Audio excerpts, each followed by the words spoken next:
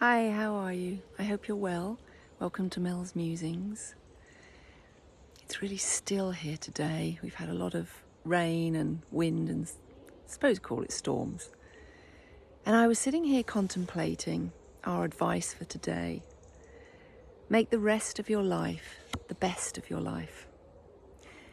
And as I was thinking about that and how we do that, I was thinking of it, how we do that on a physical, emotional, mental and spiritual level to make the rest of our life from today, the line in the sand moving forward, how do we make it the best of our life? And I was actually saying, wow, isn't it lovely? It's really cloudy. And someone looked at me very strangely because the sun's gone in. And this is the thing, we're all different and our journey to make our life the best from now on in for us is going to be different to everyone.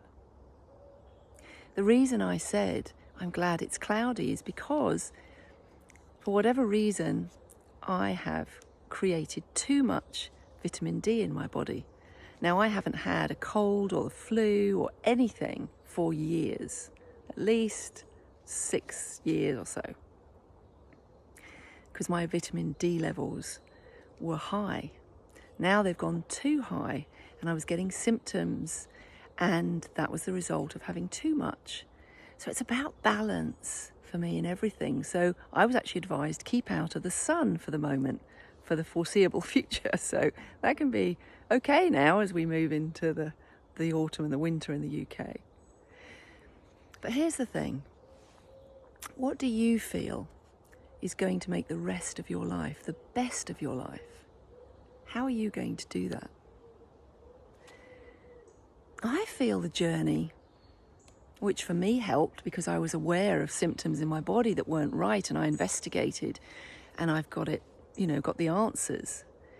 And that to me is it. It's about becoming more and more self-aware, of being honest with yourself. And in being honest, for me, to be honest with yourself is the journey of self-awareness. My whole motto, my entire life, for as far back as I can remember, is know thyself. That always resonated with me, and it's been a journey of continual self-awareness, of growth, of self-development, self-discovery, of self-acceptance, and moving on into self-liking and self-love. But to start with, we have to become aware, and then we have to be honest. We have to look at those bits of ourselves on a physical, mental, emotional and spiritual level that we might want to keep hidden, that we can't even at the moment maybe be honest with ourselves about. So we put on a facade, we put on a front, we put a different face on maybe to hide, because we're trying to create a physical look that hides us from the rest of the world. So are we honest enough to show up as who we are, or who we think we are at the moment? When we start that journey of self-awareness, to be honest with ourselves, that's a deep journey. That takes courage, bravery, and we find out things about ourselves that we might not have thought that was what we really were. And then we can relax, because then we say, actually, that needs healing, whether that's the physical side.